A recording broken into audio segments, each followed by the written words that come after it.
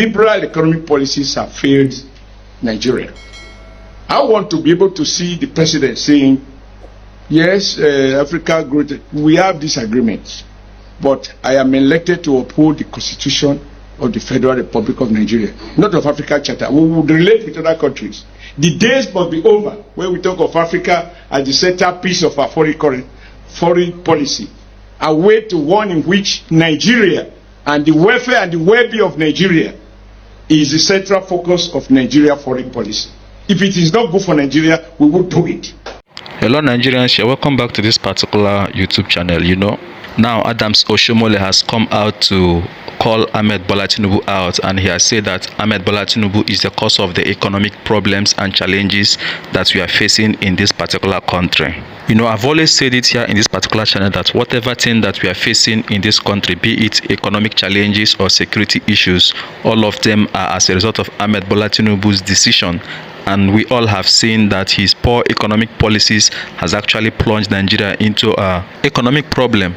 I am telling you the truth because he has the sole responsibility of making sure that all his so-called economic experts are competent enough to drive the economy of Nigeria. Now, I'm going to allow you to listen to Oshiomhole as he critically analyzed the factors affecting the economy of this particular country and how Ahmed Bola TINUBU has actually contributed to the economic woes that we are facing now. But before I allow you to do that, let's listen to this foreign analyst as he exposed the loan that Ahmed Bola TINUBU took from IMF and how this loan is a death trap for Nigerians. Please watch the video, and when we come back, we'll analyze the video. Nigeria has taken another IMF loan, this time for $2.5 billion, bringing Nigeria's total debt obligations to over $110 billion. I don't like this deal at all for Nigeria, and I don't think it's an exaggeration to say this is more of an economic hitman type move, and I'm going to explain why. The terms of this IMF loan may seem fair at first glance. It's a $2.5 billion loan at 1% interest rate that will be paid off over 40 years, with no payment due for over 10 years. But here's the problem. The loan needs to be paid back in Western currencies, and the Naira is losing significant value every year, meaning this loan is going to end up costing tens of billions of dollars to Nigeria within a decade. From an economic sense, the effective interest rate would be 1% plus the depreciation of the Naira relative to the US dollar. In the past year, the Naira depreciated 50%, meaning the interest rate would be 51% if the Naira depreciation continues. This is an economy-destroying debt obligation, of course because payments don't start until 2034, when all the current politicians will be long gone when the loan starts to come due.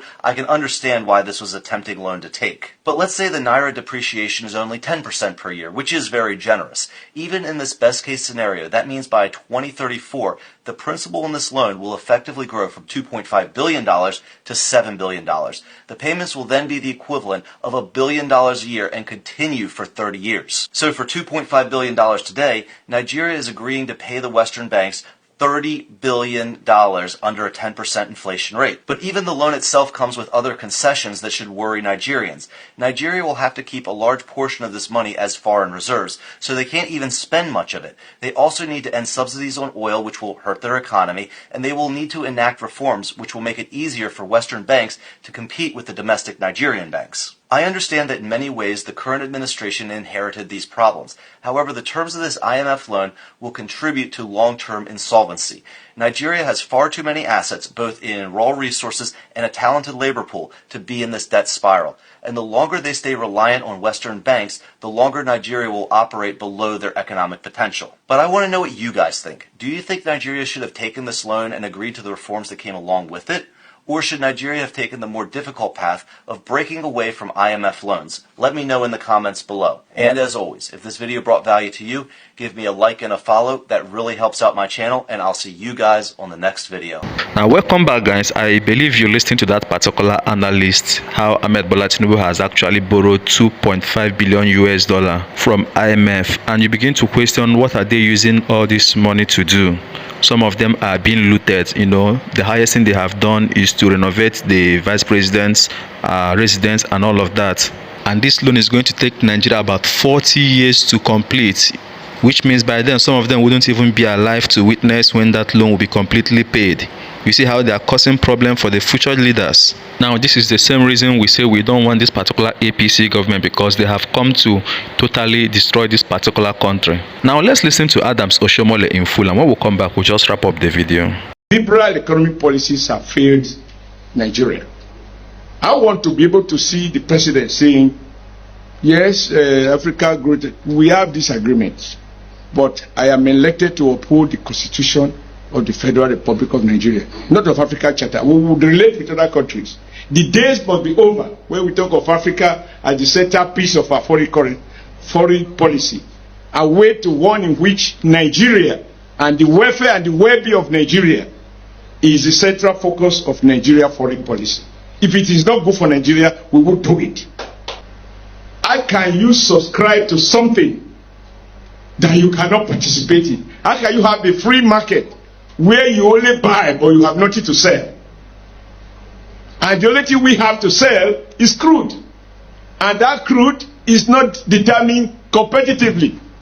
It is determined by some forces in the West, whether the president of US is sick, or whether the publish of data, it shows that economy is slowing down, that affects the price of oil, whether China is growing or China is slowing down, and all of that.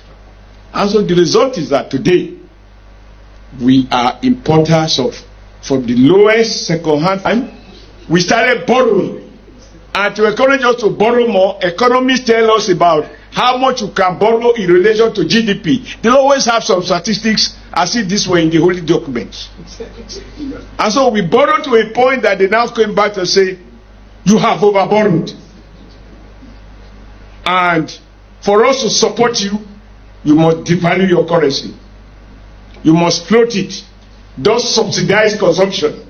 And when you devalue, your home goods and services produced at home will be cheaper, and therefore you have greater export opportunities, because Nigeria made goods we find cheaper prices overseas, and foreign goods will be too expensive for the natives to buy, since we are now in our native land, and because they can't buy, we will go to have a more realistic balance of trade. And that is how around 1978 or so, the naira was devalued from where it was 1 naira to 1.5 US dollars. When I went to UK to pay my school fees in the UK, I got my check from, I believe, Barclays Bank, which is now Union Bank. And I said, if indeed there is such thing as a visible hand, why do we elect a president? Why do we elect a government? The market by its nature is not accountable except to the buyer and the seller. But we elect governments that are accountable, that we should be held responsible for our collective well-being.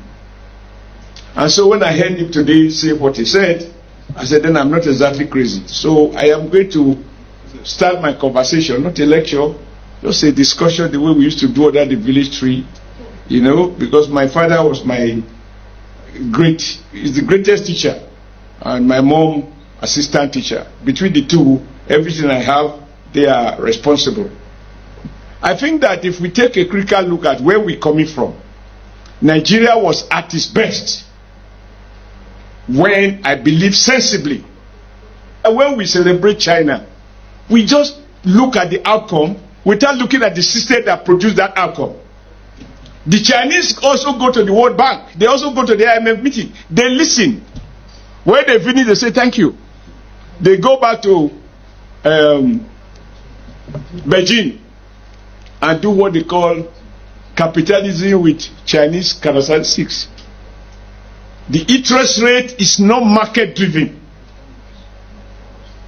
The rate you change your money in hotel is the same rate you change it in the bank. I know it because I have been there. That is not market forces. That is state regulation. And when a state functionary abuse power, they execute. They kill. And so, without following Western models, China has become over a period of 50 to 20 years, they had double-digit growth consistently, not based on market liberal models. When Washington insists that the Chinese currency is overvalued, the Chinese reply, it is not the foreigner who will tell us the value of our currency. In Nigeria, our people will go to the World Bank and IMF, they will tell us what they think we are. And we celebrate that fifth rate, what they call them now, they are these funny, not funny names, well-known names in West, that they have given us B+, B-, B+++. What the hell does it matter? We are to rate who we are, not foreigners. And until we return back to this homegrown policy and damn the consequences with the world, because they are going to fight us, I do not think that romancing with them is going to deliver us. No, it will not. And they will turn around to accuse us of corruption. And yet every kobo stealing are kept abroad is in their banks. But they are not corrupt. If we recognize that we were at our best when the Nigerian state make policy that are informed by the Nigerian condition, then let us revert back to that. If we don't, free market, this liberal, neoliberal economic policies that Amadi was speaking about, can never deliver prosperity to the majority of our people. It is based on the principle, whether stated or implied, survival of the fittest. If you don't, if you are poor, it is your fault. If you survive, you are intelligent. And we have smart guys who manipulate the back. Now, I believe you're listening to Adam Oshiomhole as he exposed how foreign agencies actually influence our economy and the value of our currency. Yet, we have a president and our economic experts who couldn't even make decisions on how our economy should be, how they should run the economy of the country. They allow these foreign forces to dictate our economy for us, and that's why the economy of Nigeria will never improve. And of course, we said it that 2023 general election, that election has consequences, and some people thought it was a joke. Now Nigeria is actually facing the consequences. You heard what that analyst said. It's going to take about 40 years or more for Nigeria to be able to pay that particular loan, and the loan was actually used for nothing. In fact, the loan will be looted and used for frivolities and the things that will never improve the life of Nigerian citizens. Anyway guys, I'll stop this video here and now throw your comments in the comment section. Don't forget to subscribe to this particular YouTube channel.